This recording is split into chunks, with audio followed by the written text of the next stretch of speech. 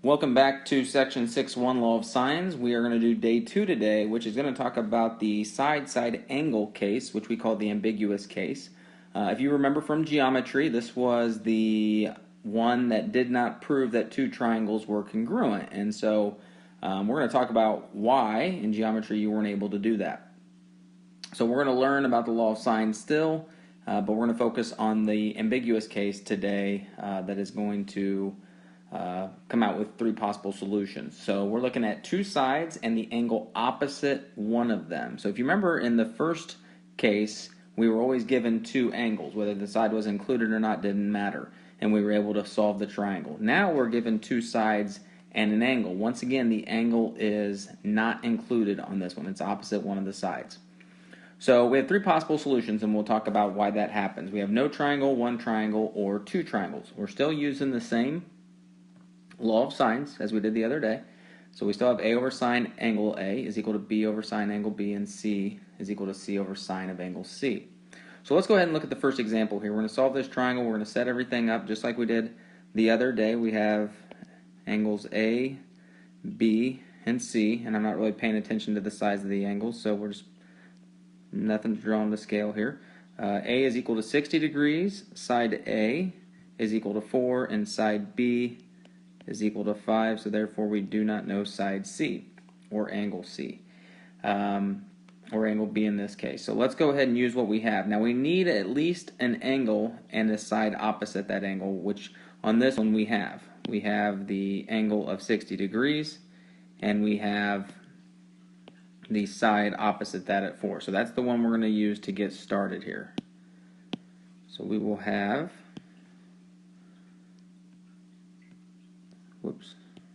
we'll start and put the length on top. So we'll do side 4 over sine of 60 degrees is equal to. Now we have to pick side B because we don't have anything dealing with C. So we'll do side B over sine of angle B. And we'll solve just as we did the other day. But do remember the other day we had both angles. This one we don't. So we will have 5 sine of 60 degrees is equal to 4 sine of B. Divide both sides by 4. And we have sine of B is equal to 5 sine of 60 degrees over 4. Now we're looking for the angle measure, so if you remember, we need to use inverses on this. But also I want to show you something. I'm going to kind of show you two things here. First, go ahead and plug 5 sine of 60 divided by 4 in the calculator, which you can see up here in this screenshot we have done. Look at the value that we get out, 1.08. So that means that sine of B is approximately 1.08. Well, when we go to do the inverse, okay, because remember, to undo this, we're going to use its inverse, so we do the inverse of both sides. That cancels this and leaves you with B equals the inverse of sine of 1.08. So before you plug this in your calculator even, think about that. The inverse of sine of 1.08. The domain for inverse sine and cosine, because it is, once again, the inverse of the original sine, is negative 1 to 1. Those are the only values that you can plug in to be able to get an angle back. And if you notice, this value is greater than 1, so therefore when you plug it in, you get this, once again, there's the screenshot, error in terms of the domain. Value entered is not allowed in the function or command because it's not part of the domain.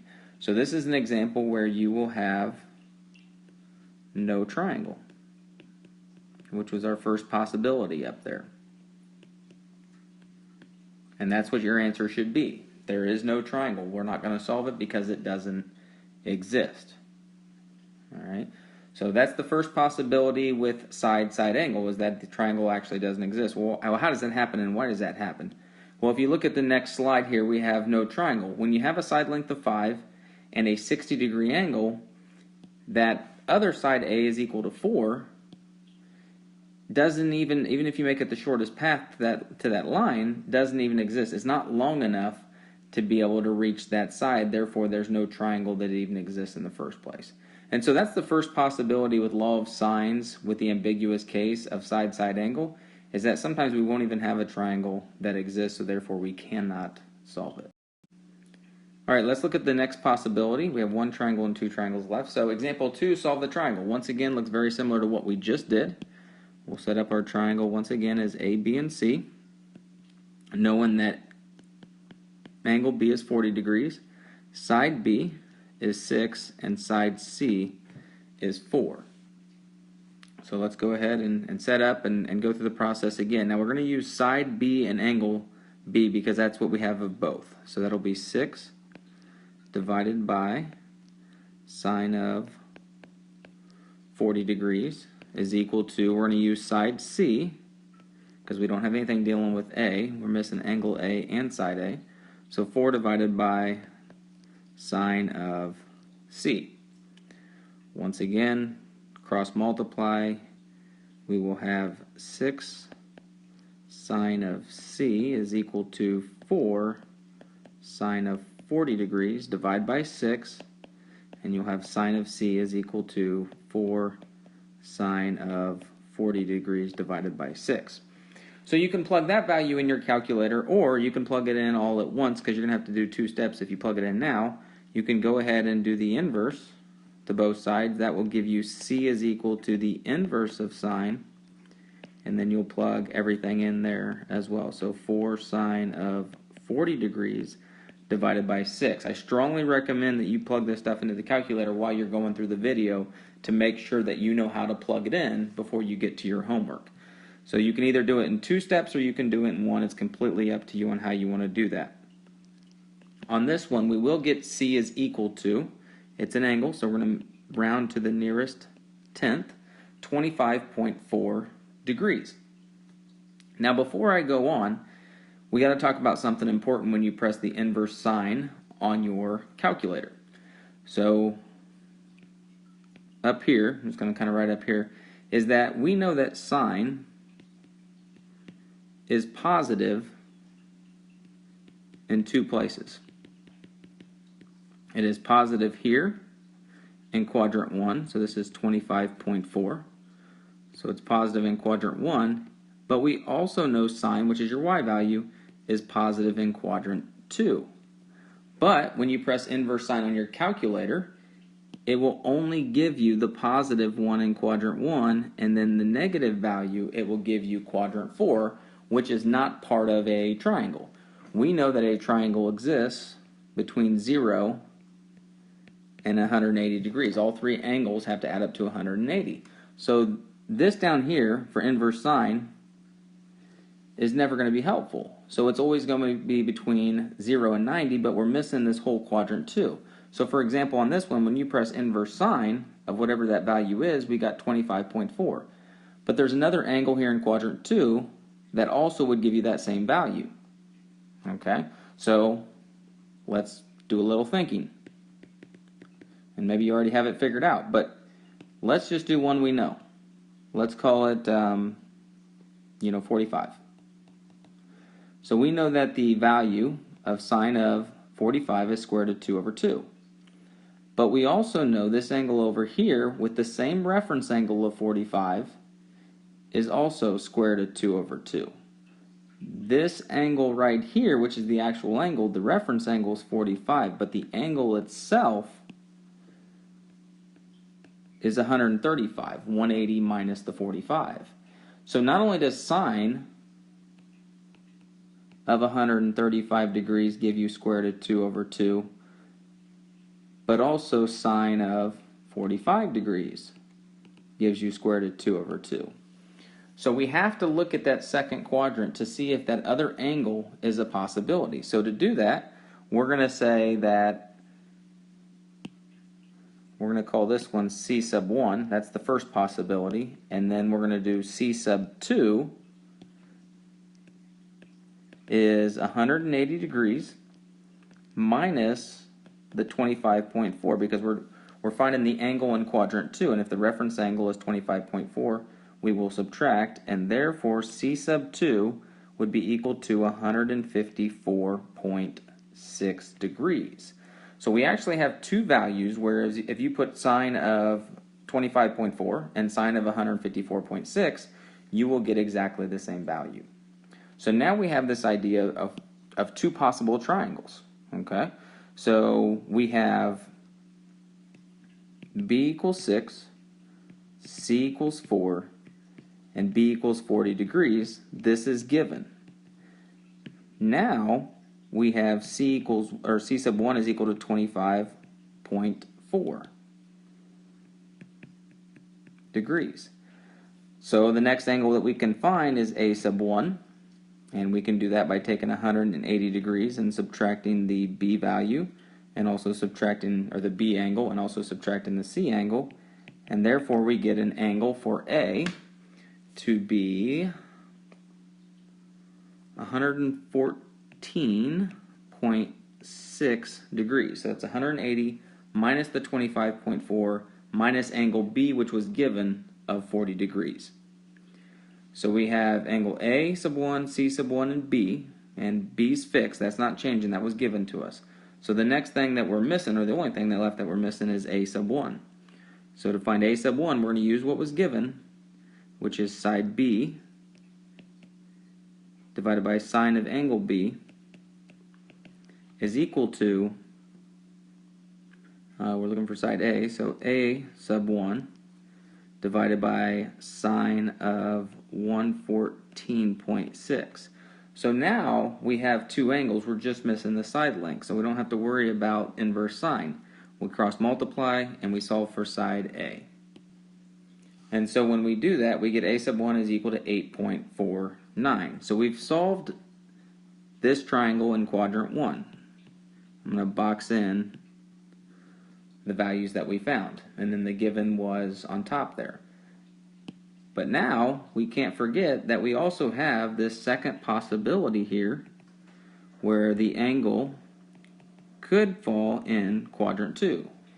And if that's the case, then angle A sub 2 should be 180 degrees minus B, which is the given, minus C sub 2, because we're looking at the second possible triangle here.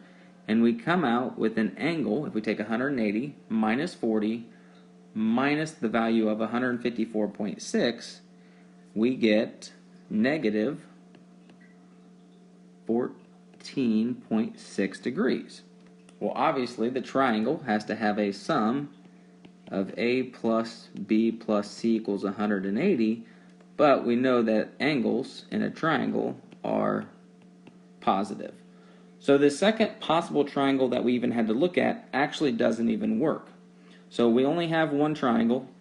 There's all the information in terms of the values that we were missing. So this one, there is no second triangle.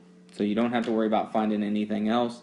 Here's the three things that we will be looking for. So there's no second triangle on this example. And if you go back to the beginning, there's three possibilities. No triangle, one triangle, and then obviously two triangles. So two triangles will exist at some point, but not in this particular example. And so once again, here's the illustration where you have an example of what we just did, where there's only one triangle that's formed, and the second one would not exist. And so on the third example, I'll show you where you can possibly have two triangles. All right, for the last example here, we'll set up the triangle again. That's not really 20 degrees, doesn't look like it, but once again, it's not to scale. We don't know side B, we know side A, and side C. So we set it up just like we did all three of them so far, is that we use the one that we know, which is side C divided by sine of angle C is equal to, we have side A, 6, divided by angle, sine of angle A. So go ahead and cross multiply, find your angle for angle A. So once we solve for angle A, we get 30.9 degrees. Once again, it should be inverse sine of 6 sine of 20 degrees divided by 4. Make sure your calculator obviously is in degrees. And then the second possibility on this one is the reference angle in quadrant 2 would be 30.9. So what's the actual angle? Well, when we know the reference angle in quadrant 2, we can take 180 degrees and subtract that, which would be 30.9. and so therefore the second possibility on this one would be 149.1 degrees. So what I'm going to do is I'm going to set up the first triangle, and then I will set up the second triangle. Once again, we have to check. Even if it doesn't work, then we can stop, but we have to kind of set it up and make sure. So what do we know right now? Well, we know that the given is A equals 6, C equals 4, and angle C is 20 degrees. And we also now know that the angle A sub 1 is 30.9 degrees. So now we can solve for angle B by taking 180 and subtracting A and subtracting C, and that will give us a value of 129.1 degrees. And the only thing that we're now missing is side B, so we'll use our original information. 4 and sine of 20 is equal to side B and sine of 129.1 degrees. Now go ahead and solve for B. And so I've now solved for B, so I have solved triangle 1. There's angle A, angle B, and side B, and then the other three were given. A is 6, C is 4, and angle C is 20 degrees. So now we go to the second triangle. We still have the given, which is A is 6, C is 4, and angle C is 20 degrees, but we also now know that there might be a second triangle since A sub 2 is an angle measure between 0 and 180 at 149.1 degrees. And so we will now find angle B sub 2 by taking 180 and subtracting angle A and subtracting angle C. And this is going to tell us whether the second triangle exists or not, and we get a value of 10.9 degrees. So therefore it makes sense. 10.9 plus 149.1 plus 20 degrees is 180. So we do have a second triangle. And then the last thing that we need to do is find that second side length of B by using, once again, the original. 4 divided by sine of 20 degrees is equal to side B sub 2 divided by sine of 10.9 degrees. So go ahead and solve that now. And so now that we have solved for that, we get 2.21, and I'm going to box in all the information that we need for the second triangle: A sub 2, B sub 2, and angle B sub 2, and then side B sub 2. So there's an example where you can have two triangles, which gets back to the original thing that I talked about in terms of geometry. Why can we not prove that two triangles are congruent by side angle? Is because there's two possible triangles, and you can't prove congruency if there's two possible solutions. And so that's why it actually didn't work in geometry. Also, when you guys do this, see how I have things organized? Make sure that you keep those things organized and box those in so that we can find that information a lot quicker. And then here's the example where you can have two triangles. So given the information, this is actually triangle number 2, where angle A, here's your obtuse angle, 149.1 degrees, and then B is 10.9 degrees. And the side B, which is opposite, is 2.21. So you can see where angle A can be an obtuse angle, or where you had triangle 1, angle A can be an acute triangle at 30.9 degrees. And then angle B is your obtuse at 129.1 degrees. And then side B is much longer at 9.08. So you can have that angle, that second angle, be in quadrant, this would be in quadrant 1 when we did inverse sine. This right here would be in the quadrant 2 when we did inverse sine. And that's where you can get two possible triangles. So once again, in summary, what would you like to write down that kind of ties all this stuff together? So on this one, I just said law of sines. It's the side-side angle case. There's three possible triangles. No triangle, the inverse of sine would be greater than 1, and that's why it doesn't exist. One triangle would be in quadrant 1 only. You still need to check for the second triangle, though. And then two triangles, you're in quadrant 1 and quadrant 2. So obviously yours is your own. This is just a kind of general idea of what I was thinking. So that is it for law of signs, the ambiguous case, side-side